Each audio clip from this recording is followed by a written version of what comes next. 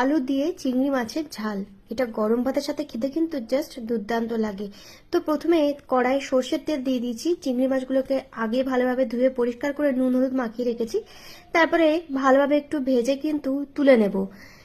তারপরে একই কড়াইয়ের মধ্যে দিয়ে দেব পেঁয়াজ কুচি। পেঁয়াজটাকে একটু ভাজা ভাজা হয়ে আসলে এটার মধ্যে অ্যাড করে দেবো টুকরো করে কেটে রাখা আলু।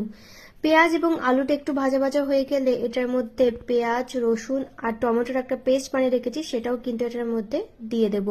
মশলাটাকে ভালোভাবে কষিয়ে এক একে গুঁড়ো মশলা অ্যাড করব।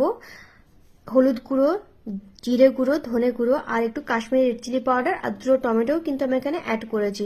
মশলার সাথে ভালোভাবে কষে আসছে, দুটো কাঁচা লঙ্কা অ্যাড করেছি ঝালের জন্য। তারপরে ভেজে রাখা চিংড়ি মাছগুলো দিয়েও কিন্তু মশলাটা দিয়ে ভালোভাবে কিন্তু কষিয়ে নেব। এরকম তেল ছেড়ে আসলে পরিমাণ মতো জল অ্যাড করবো যাতে আলুগুলো সেদ্ধ হয়ে যায়। ঢেকে কিছুক্ষণ রান্না করব। উপর থেকে ধনেপাতা কুচি ছড়িয়ে দিলে রেডি হয়ে যায়।